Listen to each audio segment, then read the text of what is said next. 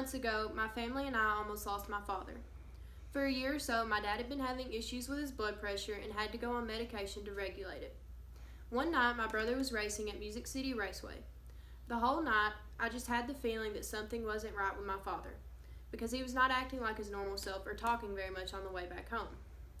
I even asked him multiple times if he was okay, and he told me he was. My mama also thought that he was okay. Eventually, we made it home that night, and I just shrugged off the feeling that something was wrong with my father. Little did we know, the feeling I had would turn out to be right. About 1 o'clock in the morning, my mama came into my room to tell me that she and my dad were going to the emergency room because he was experiencing sharp pains in his back. I panicked a little bit, but quickly fell back asleep. My dad had almost gone to the emergency room many times before, but it was never too serious. This time, it was much more serious. My parents arrived at the emergency room but were hesitant to go in because my dad started to feel better. When the pain started to come back, they went in and had tests ran. The test results were normal and showed no signs of a heart attack. As my parents were signing the release papers, my father lost consciousness while sitting on the edge of his bed and went into cardiac arrest. He flatlined, so the nurses had to perform CPR. After 2 rounds of chest compressions and shocking his heart twice, thankfully the resilient nurses were able to revive my father. My dad was then transported by life flight to St. Thomas West Hospital in Nashville. An hour or so after my mama woke me to tell me they were headed to the emergency room, I was awoken again by my grandma telling me that my dad had a heart attack and was being transported to a different hospital. It was not until I arrived in Nashville that my mama told me that my dad had basically died and came back.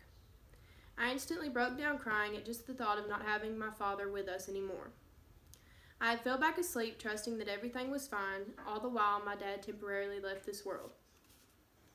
At this point, we were still waiting for an explanation as to what caused my father's heart attack. The results of the arteriogram revealed that he had a blockage in his heart and groin and needed a stent put in his heart.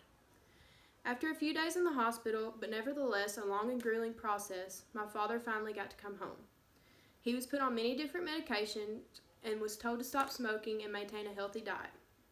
Although he survived a potentially fatal situation, my dad still had a long road ahead of him. For a while, he was very emotional and had a hard time coping with everything that happened. It was also very hard on my mama, who not only had to be strong for herself, but also for my father when he could not be. Although this was a scary time for me and my family, I felt that I learned something throughout this whole process.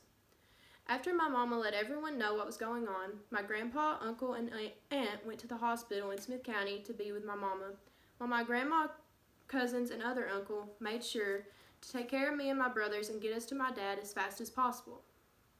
Many of my family members stayed throughout the early morning hours into the next day and made sure to keep me and my brothers occupied, while more of my family came later that day.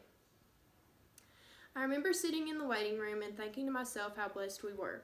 I was inspired by the love and compassion that filled the room and by those who reached out to my family. Even in our darkest hours, God provides the light through others, regardless of the situation. Of all the things I learned through this experience, the most important would be to love harder and without hesitation each and every day, because you never know when it could be your last.